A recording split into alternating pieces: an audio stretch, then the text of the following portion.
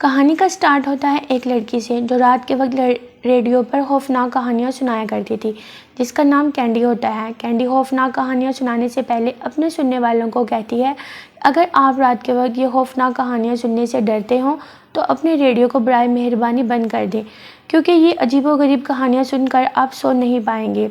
वो इस वक्त रेडियो स्टेशन में बिल्कुल अकेली थी। वो खुद भी इन कहानियों को महसूस करना चाहती थी।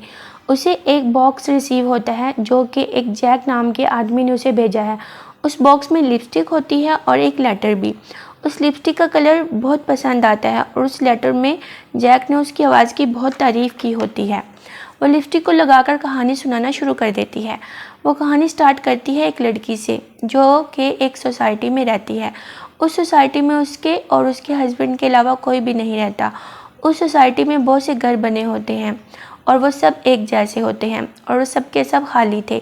उस लड़की का सोर्स ऑफ इनकम फ़ोटोग्राफी था, मगर वो भी अब बंद हो चुका था। लेकिन उसका हस्बैंड का काम अभी भी चल रहा था। उसके हस्बैंड की इनकम भी बहुत अच्छी ना थी। मुश्किल से ही उन दोनों का गुजारा हो रहा था।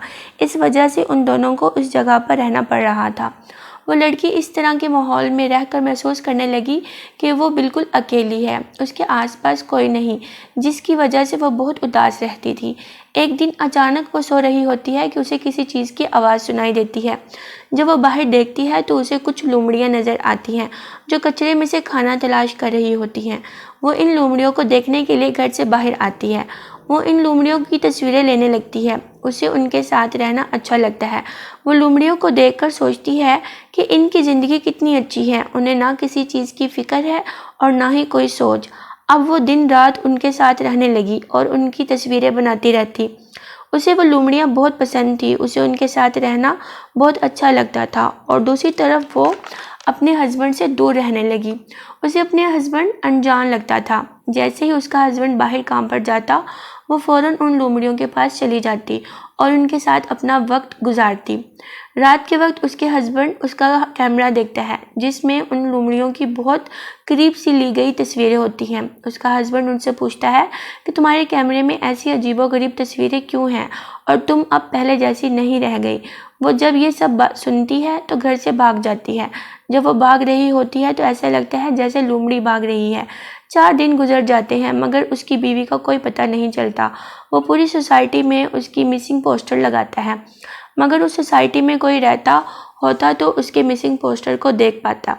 कुछ दिन गुजरने के बाद फिर से कुछ लोमड़ियाँ कचरे में खाना ढूंढने आती हैं। उन लोमड़ियों को उसका हस्बैंड देख लेता है और उन्हें भगाने के लिए बाहर आता है।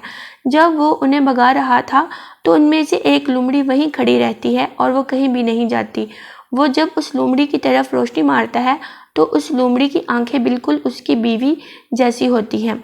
कैंडी ये कहानी सुनाने के बाद अपने लिसनर से पूछती है कि आप सब लोग बताएं, क्या वो लड़की वाकई लोमड़ी बन गई या उसके हस्बैंड का बस ख्याल था। अब कैंडी थक जाती है और कुछ टाइम के लिए ब्रेक लेती है। ब्रेक के दौरान उसे उसी लड़के की कॉल आती है और वो उसे बताता है कि वो उसे देख सकता है, जिसे सुनकर वो परेशान हो जाती है।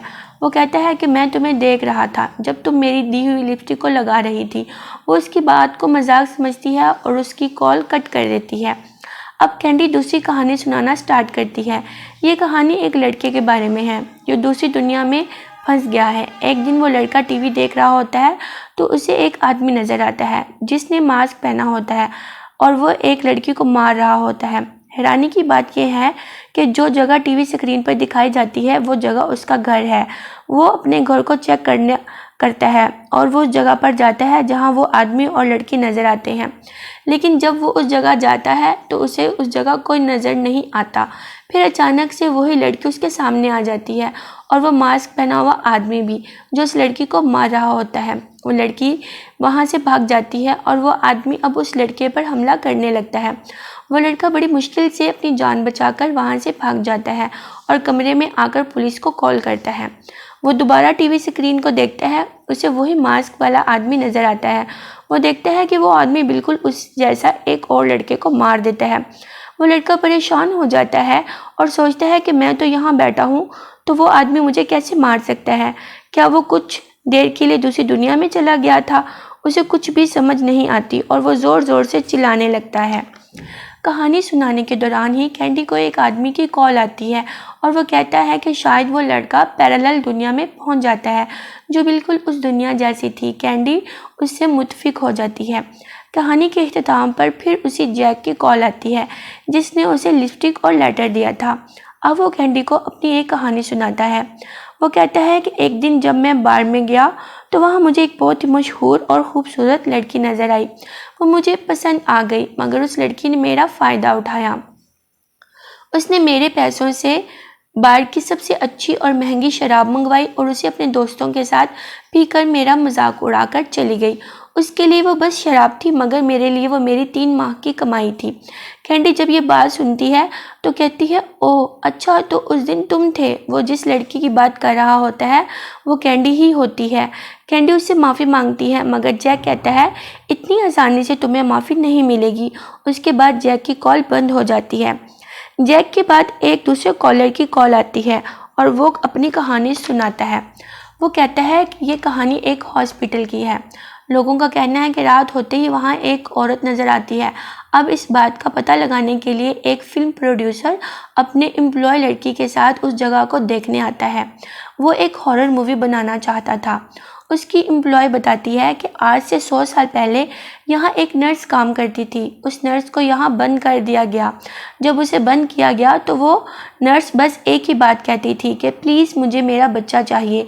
साथ साथ प्रोड्यूसर अपने मोबाइल में ये सब कुछ रिकॉर्ड करता गया, जिसके बाद उस नर्स ने खिड़की के शीशे को तोड़कर खुद को मार लिया। वो दोनों साथ साथ बातें कर रहे थे और आगे बढ़ रहे थे, मगर उन्होंने महसूस किया कि जैसे उनका कोई पीछा कर रहा हो। एम्प्लॉय लड़की प्रोड्यूसर को उस कमरे में लेकर जाती है जहां कहा जाता है कि उस नर्स के बच्चे को पैदा होते ही मार दिया गया था, क्योंकि डॉक्टर्स का ये कहना था कि वो बच्चा नॉर्मल नहीं बल्कि शैतानी बच्चा था। फिर अचानक से उसे अपने पैरों में एक तस्वीर मिलती है जिसमें वो डॉक्टर भी होता है। वो लड़की कहती है, ये डॉक्टर मेरे दादाजी हैं और ये कहानी सच भी हो सकती है, क्योंकि मेरे दादाजी ने कभी कोई गलत काम नहीं किया था। शायद ये बात सच हो कि वो कोई शैतान का ही बच्चा था। एम्प्लॉय लड़की अभी ये बात सुना रही होती है कि उसे बच्चे की रोने की आवाज़ सुनाई देती है। एक बंद कमरे में बच्चे की रोने की आवाज़ कहाँ से आ रही है। जब वो दोनों देखने के लिए भागते हैं तो सारे दरवाजे बंद हो जाते हैं। तभी पीछे से एक औरत प्रोड्यूसर पर हमला कर देती है। वो लड़की ये सब देखकर डर जाती है और सोचती है कि ये सब कौन कर रहा है। वो लड़की कहती है, प्लीज़ मुझे घर जाने दो, कौन हो तुम और क्या चाहती हो। तभी उसे एक डॉल नज़र आती है और आवाज़ आती है, मुझे मेरा बच्चा चाहिए। वो लड़की समझ जाती है कि वो उसी नर्स की आत्मा है। वो डर कर भाग जाती है। रास्ते में उसे प्रोड्यूसर की लाश मिलती है जिसे उसने चीर फाड़ कर मार दिया था। ये देखकर वो और भी डर जाती है और वो उसी कमरे की तरफ जाने लगती है जिस कमरे में उस नर्स को रखा गया था। उस नर्स की आत्मा भी उसके पीछे आने लगती है और बार बार यही कहती है, मुझे मेरा बच्चा वापस दो।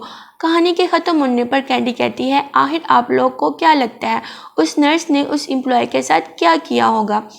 उसी दौरान जैक की कॉल दोबारा आती है और वो कहता है, तुम्हारा वक्त पूरा हो गया है, अब तुम तैयार हो जाओ। जिसे सुनकर वो बहुत डर जाती है। वो पुलिस को कॉल करती है, मगर उससे पहले जैक वहाँ आ जाता है जिसके एक हाथ में शराब और दूसरे हाथ में कुल्हाड़ी होती है। कैंडी वहाँ से भागकर बाथरूम में खुद को बंद कर लेती है। जैक भी उसके पीछे पीछे वहाँ पहुँच जाता है और कैंडी से कहता है, आज तो बदले की रात है, तुम सबको कहानियाँ सुनाती हो ना, आज मैं तुम्हें एक कहानी सुनाता हूँ। जैक कैंडी को 2 बहनों की कहानी सुनाता है और कहता है, वो दोनों बहनें डॉक्टर्स थी और अपनी माँ को मिलने के लिए किसी दूसरे शहर जा रही थी। रास्ते में रात हो जाती है तो इसलिए वो एक जगह रुक जाती है। उनमें से एक बहन सामान लेने के लिए जाती है, मगर वो देखती है कि दुकान बंद है।